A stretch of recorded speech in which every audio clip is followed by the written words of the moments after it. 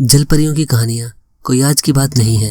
यह सदियों से चली आ रही हमारी कहानियों में शामिल है। आज हम कुछ ऐसे ही किस्से, कहानियों, वैज्ञानिक तथ्यों पर गौर डालेंगे और जल परियों के रहस्य को जानने की कोशिश भी करेंगे। नमस्कार दोस्तों, मिस्ट्री टीवी इंडिया के आज के एपिसोड में आप सभी का स्वागत है और आज हम जानेंगे जल परियों से जुड़े कुछ रहस्यों के बारे में।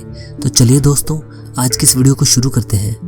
इससे पहले कि हम इन जल परियों के बारे में कुछ बात करें, मैं आपको बताना चाहूँगा कि आज तक हमें कोई भी सबूत या कंकाल नहीं मिला है जिससे यह साबित हो सके कि जल परियां सच में होती हैं।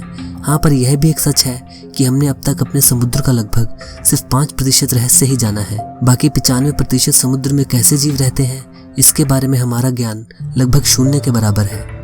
सन 2012 में एनिमल प्लैनेट द्वारा एक शो चलाया गया जिसे एक डॉक्यूमेंट्री के रूप में दिखाया गया था और जो जल परियों के बारे में ही था। शो का नाम था मरमेड्स द बॉडी फाउंड, जिसको इस तरह से दिखाया गया था कि जल परियां सच में होती हैं। ऐसा इसलिए किया गया था ताकि एनिमल प्लैनेट के इस शो को बहुत ज़्यादा तादाद में लोग देखें और हुआ भी ऐसा ही। इस सीरीज़ को बहुत लोगों ने पसंद किया, पर सबने एक छोटी सी चूक की। शो के आखिरी में एक छोटा सा डिस्क्लेमर आता था जिसमें एनिमल प्लैनेट ने कहा था कि यह शो एक फिक्शन पर आधारित यानी काल्पनिकता पर आधारित है, इसमें कुछ भी असली नहीं है। हालांकि वह डिस्क्लेमर बहुत ही कम समय के लिए दिखाया जाता था, पर वह डिस्क्लेमर एनिमल प्लैनेट द्वारा दिया गया था, तो इसमें एनिमल प्लैनेट का दोष भी नहीं निकाला जा सकता क्योंकि लोगों ने उत्सुकता के कारण इस डिस्क्लेमर पर ध्यान ही नहीं दिया। उसमें जो साइंटिस्ट बनाए गए थे वो सब पेड एक्टर्स थे और जो वीडियो उसमें दिखाई गई थी वह भी असली नहीं थी। और आज भी इंटरनेट पर वही वीडियो दिखाई जाती है मानो असली हो। और इस वीडियो का लिंक मैं डिस्क्रिप्शन में डाल रहा हूँ जिससे आप बाद में देख सकते हैं। तो अगर आपको कोई यह वीडियो दिखाए तो आप उसे सच्चाई बता सकते हैं कि यह असली वीडियो नहीं है। खैर, यह तो रही आज के समय की बात। और अब हम अगर थोड़ा पीछे चलें तो जलपरियों के किस्से सिर्फ हमारे बीच ही नहीं बल्कि हमारे पूर्वजों के बीच भी प्रचलित होते रहे हैं। जलपरियों के किस्से हजारों सालों से चले आ रहे हैं, जिसमें सबसे पुराना है सीरियन गॉडेस या कहे सीरियन की एक देवी का किस्सा जो कि 1000 BC के आसपास आया था। सीरिया की एक गॉडेस जिसका नाम एटागेटिस है, उन्हें कई बार जलपरी के रूप में भी पूजा जाता है।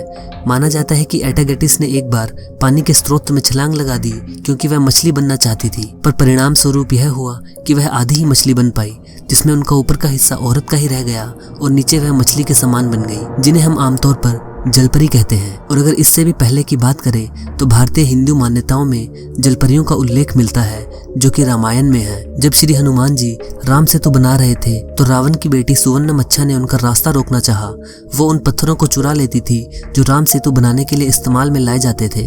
वो जलपरियों की रानी और खुद भी एक जलपरी थी। उसकी पूरी कहानी आप इंटरनेट पर किसी भी साइट पर पढ़ सकते हैं। तो लगभग हर धर्म में जलपरियों का उल्लेख देखने को मिल ही जाता है। हालांकि मरमेड्स, जिन्हें हम जलपरियां कहते हैं, उनसे पहले जलपरी के रूप में पुरुष हुआ करते थे जिन्हें मरमैन कहते थे। कहा जाता है कि एटागेटिस के किस्से से कुछ 1000 साल पहले बेबीलोनियन के एक भगवान ओनेस थे जो कि एक मरमैन थे। हमें इतिहास के और पन्नों में भी जलपरियों के कुछ उल्लेख मिलते हैं, जिसमें एक बहुत प्रसिद्ध है क्रिस्टोफर कोलंबस का। कोलंबस के अनुसार उन्होंने 3 जलपरियों को सन 1943 में हाइती में देखा था, पर उन्होंने बताया कि जैसे कि हम मानते हैं कि जलपरियां बहुत सुंदर होती हैं, वह तीनों उसके बिल्कुल विपरीत थी। वो बिल्कुल भी सुंदर नहीं थी, पर वो उन्होंने कुछ दूरी से देखी थी। पर एक्सपर्ट्स उनकी बात पर यकीन नहीं करते और एक्सपर्ट्स का मानना है कि उन्होंने जलपरियां नहीं बल्कि मैनेटीज देखे होंगे, जिन्हें लोग अक्सर जलपरी समझ लेते हैं। आप खुद इस जानवर की फोटो देखिए। इस जानवर को कोई जलपरी कैसे समझ सकता है जब तक वो किसी गहरे नशे में ना हो। आपको क्या लगता है, क्या कोलंबस ने वाकई में जलपरी देखी थी या यह उनका वहम था और वो सच में मैनेटीज ही थे? कुछ किस्से विलियम शेक्सपियर द्वारा भी बताए जाते हैं और भी इतिहास में अनेकों किस्से पड़े हैं जलपरियों को देखे जाने के, पर उनके कोई पक्के सबूत नहीं है। इतिहास के साथ साथ आज के ज़माने में भी जलपरियों के काफ़ी केस देखने को मिलते हैं, जिसमें से जिम्बाब्वे का एक केस जो कि बेहद मशहूर और दिलचस्प है, उसके बारे में हम बाद में बात करेंगे।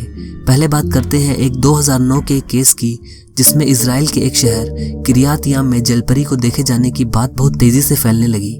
माना जाता है कि उस शहर के तट पर जलपरी रोज शाम को आकर कुछ करतब दिखाकर समुद्र में फिर से गायब हो जाती थी। सबसे पहले इंसान जिन्होंने इसे देखा था उनका नाम है श्लोमो कोहेन, जिन्होंने कुछ यह बयान दिया कि मैं अपने दोस्तों के साथ तट पर था और हमने वहां पर एक औरत को रेत में लेटे देखा, पर उसकी लेटने की पोजीशन काफी विचित्र थी, पर हमने ध्यान नहीं दिया। पर जैसे जैसे हम उसके पास पहुंचने लगे उसकी हरकतें तेज होने लगी और वो अचानक से समुद्र में छलांग लगाकर चली गई। हम सब इस बात से हैरान हुए क्योंकि उसके पानी में जाते वक्त हमने देखा कि उसके इंसानों जैसे पाँव नहीं बल्कि मछली जैसी पूंछ थी। और यह बयान कोहेन द्वारा दिया गया। इस बयान का इतना असर हुआ कि शहर के टूरिज्म बोर्ड ने $10 लाख का इनाम रख दिया। जो इंसान जलपरी की साफ तस्वीर खींच कर देगा उसे वह इनाम दे दिया जाएगा। पर दुर्भाग्यवश जिस तेजी से यह जलपरी के देखे जाने की खबर फैली थी उतनी ही तेजी से यह बातें बंद भी हो गई और उस इनाम का हकदार आज तक कोई नहीं हुआ। हालांकि कुछ स्टडीज का मानना है कि हम इंसान जलपरियों से विकसित हुए हैं, पर इस थ्योरी के लोग जितने साथ हैं उससे ज्यादा इस थ्योरी के खिलाफ खड़े हैं। पर 2016 में भारत में एक अनोखा केस सामने आया जिसमें कि उत्तर प्रदेश में एक बच्चा पैदा हुआ जो कि एकदम जलपरी जैसा दिखता था।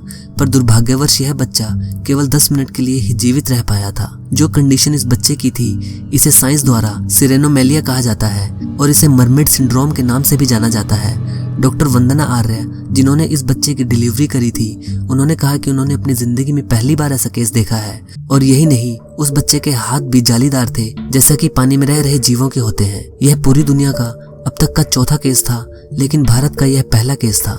2012 में सबसे अनोखा केस सामने आया जिसमें कि जिम्बाब्वे के वाटर रिसोर्स मिनिस्टर भी शामिल थे, जो कि जलपरियों के होने पर विश्वास को जगाते हैं क्योंकि कोई इतने बड़े ओहदे का व्यक्ति हवा में बयान नहीं देता। हुआ यूं कि जिम्बाब्वे के गोक्वी डैम पर काम चल रहा था जिसमें कि नए पंप्स को लगाना था, पर वहां पर मजदूरों ने काम करना बंद कर दिया क्योंकि उनका कहना था कि उन पर कुछ औरतों द्वारा हमला किया जा रहा है जो कि मछलियों जैसी दिखती हैं और उनकी वजह से कुछ मजदूरों की मौत भी हो गई थी। और तब इस मामले को थोड़ा सीरियस लिया गया।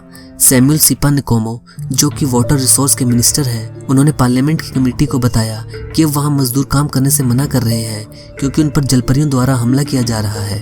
तो जिम्बाब्वे की सरकार ने दूसरे देश से मजदूर मंगवाए कि जो इस डैम पर काम कर सके, क्योंकि जिम्बाब्वे में जलपरियों का विश्वास करने वाले बहुत लोग हैं। पर बाहर के मजदूर जो मंगाए गए थे उन्होंने भी वहां पर जलपरियों को देखे जाने का दावा किया और उन्होंने भी वहां पर काम करना बंद कर दिया। इसके बाद रूरल और अर्बन डेवलपमेंट मिनिस्टर इग्नेशियस चोम्बो ने कुछ जंगल में रह रहे लोगों को बुलाया कि शायद वो इनके बारे में ज्यादा अच्छे से जानते हो और वहां पर वो कुछ ऐसा कर दे कि जलपरियां वहां से चली जाएं और मजदूर फिर से काम पर लौट आए। और तब जंगल के लोगों द्वारा बताया गया कि यहाँ के डैम और झीलों में जलपरियां रहती हैं। तो दोस्तों, यह सारा वाक्य सुनने के बाद क्या आपके मन में जलपरियों के विश्वास को और बढ़ावा देता है? और जैसा कि हमने अभी तक अपने महासागरों का केवल 5% ही जाना है, हो सकता है कि बाकी ना खोजे गए हिस्सों में जलपरियां कहीं न कहीं रहती भी हों। आपका जलपरियों के बारे में क्या ख्याल है? आपकी राय कमेंट्स में जरूर दें। तो दोस्तों, यह थी वीडियो जलपरियों के रहस्य के बारे में। अगर आपको वीडियो पसंद आए तो इसे लाइक और शेयर जरूर करें, और अगर आप इस चैनल पर नए हैं तो चैनल को सब्सक्राइब जरूर करें। अगली बार एक ऐसी रोमांचक वीडियो लेकर प्रस्तुत होऊंगा। तब तक के लिए नमस्कार।